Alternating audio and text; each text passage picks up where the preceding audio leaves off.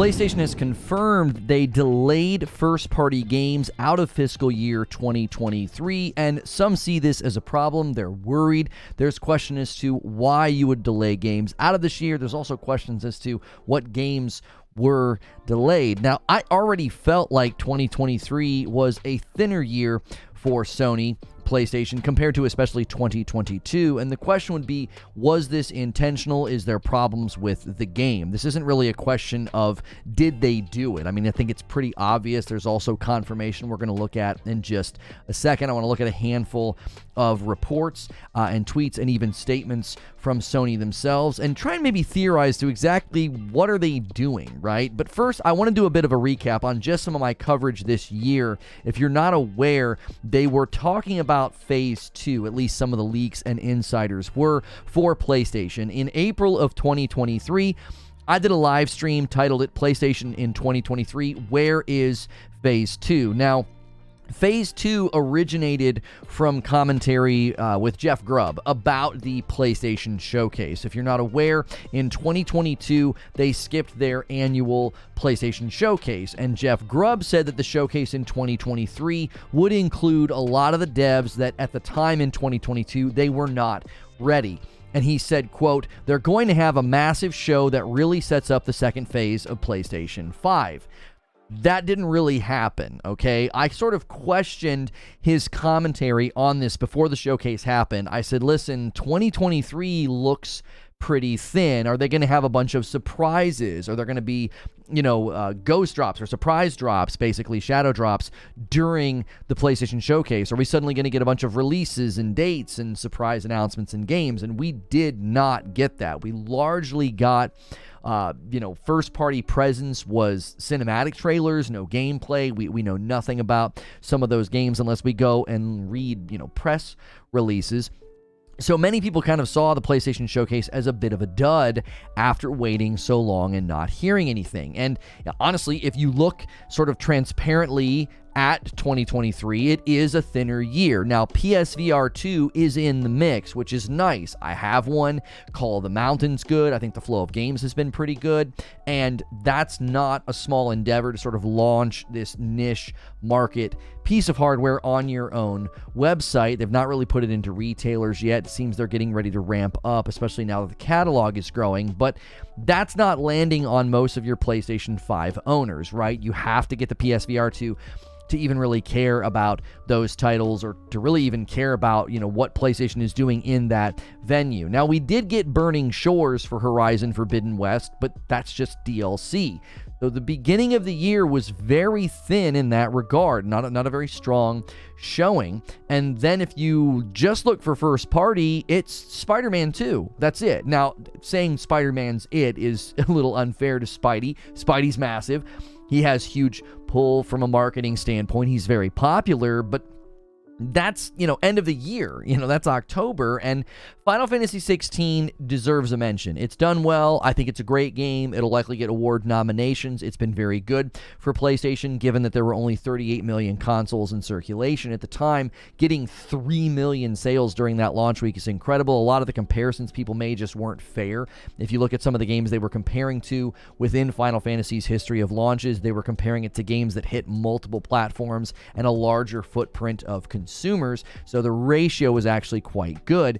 And they've said they're very satisfied with the sales, unless, of course, you believe the liars on Twitter, right?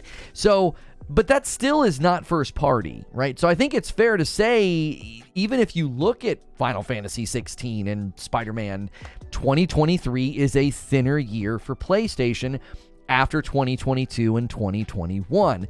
Some of this gets padded, though, because late adopters to PlayStation 5 end up always seeing a huge increase in first-party titles that are already in the market. So you'll see all of those existing PlayStation 5 titles and games have a big boost in their sales whenever a PlayStation 5 restock happens. So in the wake of the PlayStation Showcase, many of the insiders seemed confused. They seemed to be under the impression it was going to set up Phase 2. Many of them said, listen, there are games that are ready to go, and they just were not included in the showcase.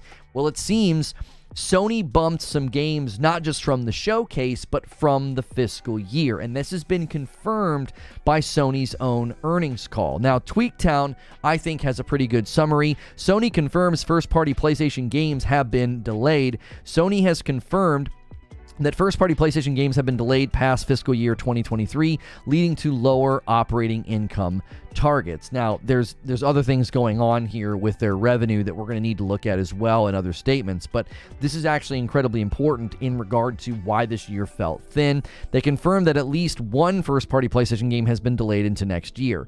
Now, obviously, everybody's going to think that that's just Factions, right? We learned that Bungie looked at that game and just questioned longevity. Like, this game doesn't really feel like it's built to last. That's not surprising to me at all. Many people don't have a clue what they're doing in the realm of live service games, ongoing content. This is why I think Bungie was such a good snag for PlayStation, because that is a strategy that you need a lot of input and expertise for. Many games have tried live service model and fundamentally failed, and it seems from where I sat and sort of the things that we heard, Naughty Dog probably built a great mode, probably built a really great game, but not something that could go the distance. I think that's a greater challenge. Many game developers can create great content loops and really fun gameplay, but are you going to want to do that 2 months later? Are you going to want to come back a year later? That's always the question that the live service game has to answer,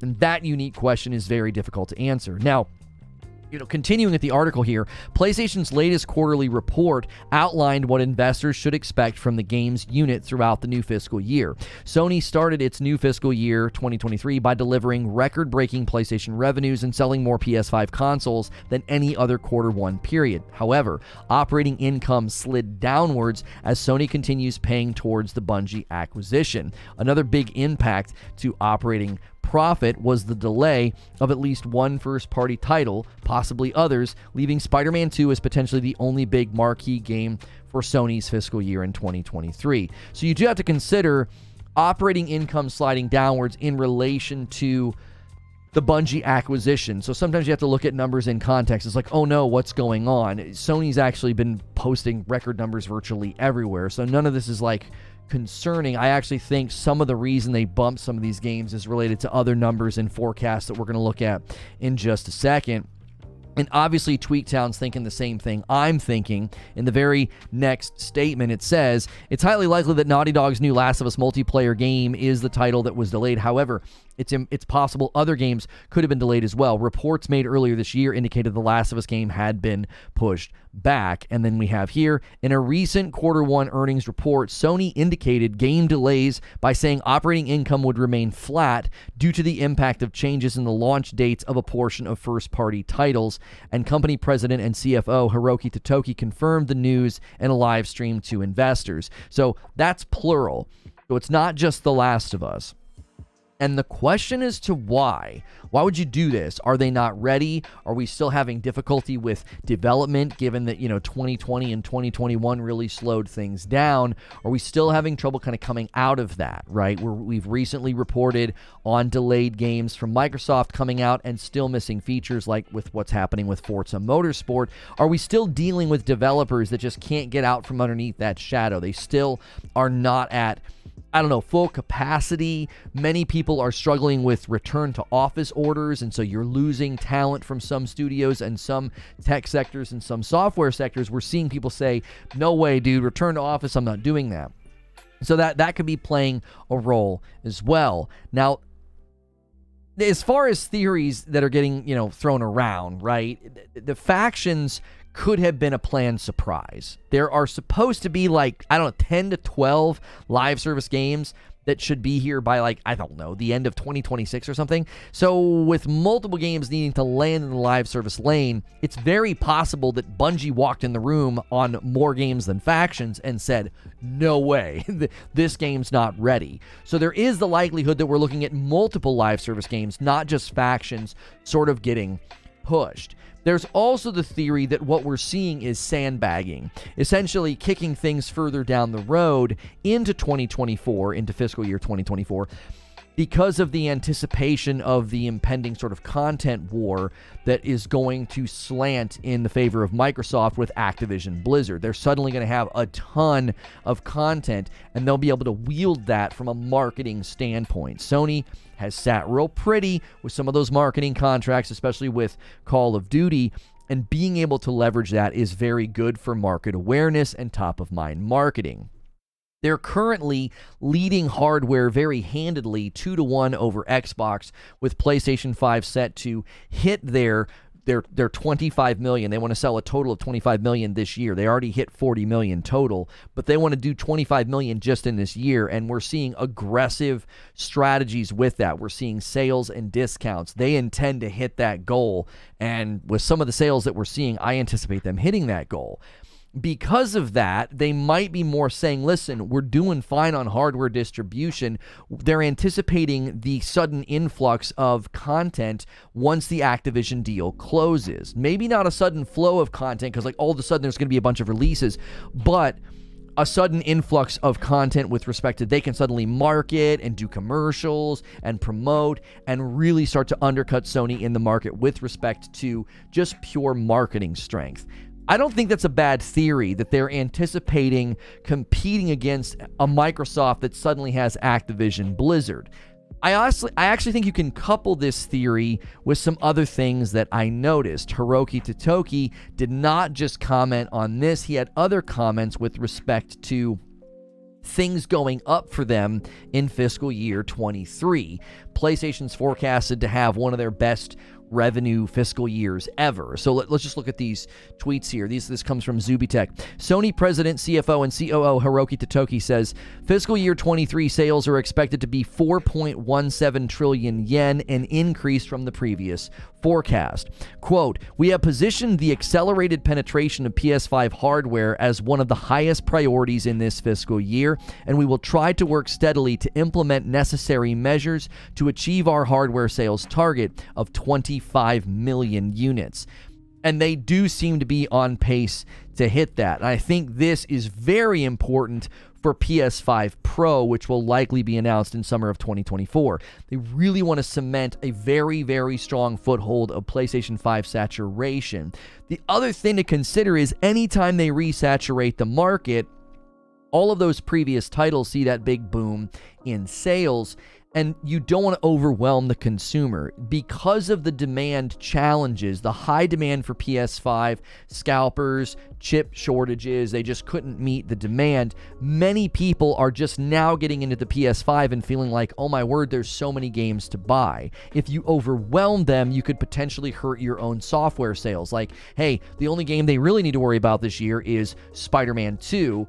And I mean, Final Fantasy 16, but look how spread out they were. So the thinness on game delivery could be very intentional to say, the demand for the console is so high and we're going to hit such an incredible saturation of PS5. We don't want to give the consumer choice paralysis with too many games this stage in the generation. Let's really saturate the market, and then we can start to ramp up our software distribution and hit really, really good sales numbers. This could also be in response to the fact that they're anticipating hitting their highest revenue fiscal year to date. More from Zubitech from these reports. Sony forecasting PlayStation revenue to be 27 to 29 billion in fiscal year 23, their highest in history.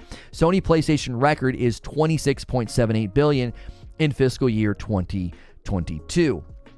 So they could be saying, listen, we're just going to hedge here, where we want to protect. You don't want to absolutely go crazy in one fiscal year, because for your shareholders, you don't want to have your next year drop below. You want to show consistent marked growth and having more control over that growth by aggressively pushing hardware distribution, not overshooting with software, and still being higher than the previous year. If they sandbag titles to next year, it makes it a little bit easier for them to hit higher targets in fiscal year 24. If you're set to grow revenue this year and you're going to hit your PlayStation 5 projections without certain titles, like these titles weren't even announced, right? Like Factions wasn't announced. And whatever these other titles were, we never heard about them. Apparently insiders saw them. We thought the showcase was going to be this big phase 2, right? And if you bump them the next year, it makes it a little bit easier to hit your targets. Now, I could be compelled by either of these theories, right? It's also true, we have to consider that Spider-Man's really hard to contend with. Every time one of his trailers drop, it's the most watched video on the PlayStation channel. It trends. He's a bit of a marketing black hole. He kind of sucks everything into his orbit. So they could be also just saying, listen, there's no reason to put much around Spidey. Just kind of let him own fourth quarter. As a consumer, I'm obviously disappointed at the thinner year, right? Because, listen, if this is just Sony sort of playing from the front, I don't like that going forward. If I'm constantly going to get a thinner year or less games because they're like, look, we're so far in the lead, just let the games cook. We'll do less offerings, will sort of thin out the year. You know, if they're anticipating the Activision deal closing, you know, none of that really matters to me, but at another level, it does matter to me. If they can maintain their momentum, that helps fund the devs, that helps fund the teams and the projects. They can continue to invest in the teams that are growing. We're seeing, you know, hiring and growth for virtually all of their first-party studios. I'd much rather have all of the gaming platforms doing well. If you're doing so well that you can shuffle projects and games to the next fiscal year, I would much rather have that than games coming out too early or too quick because you're just arbitrarily trying to maintain some cadence. This is a concern that I've had. Phil Spencer said, hey, we're finally to the place Xbox can deliver a big game at quality every quarter.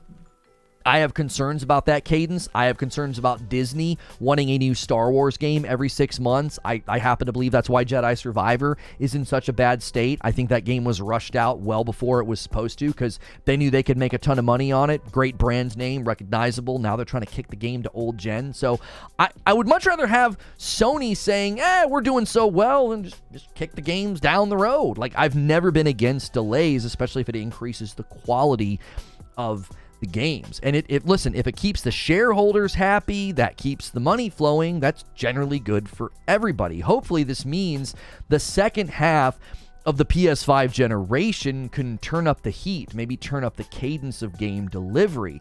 Everyone was kind of off to that slow start in 2020, and things got better in 2021 and even better in 2022, and now we've kind of thinned out again. We've slowed down again, and I hope that whatever Sony's angle is here, that it helps the devs, it helps the consumers, and not just the shareholders' pockets. Like, it's great to keep the shareholders happy, but I also would like to know what's coming and when, and I would like to hear more from all your first-party studios. Like, am I ever going to see Ghost of Tsushima 2, right? So it'd be great to hear more and not to constantly feel like, man, y'all are just shuffling and playing games here because you're doing so well. Playing from the front, you know, it made them play it safe at the showcase, and seemingly it's making them play it safe in fiscal year 23. So what do you think? Why do these games get delayed? I had folks disagreeing. You know, they didn't think it was a thinner year for Sony, and I think it pretty obviously was. So where do you stand as a fan of PlayStation? Maybe you're not a fan of PlayStation. Leave a comment below. Listen, if you're one of my members, you can fold over into a members-only debrief. It's kind of how I end my day. The live stream and the upload is there for everybody, and then I end the day talking just with members, so consider clicking join. If not, at least, man, hit that subscribe button and that bell button so that way you do not miss out on all of my content, so I can see you in the next video.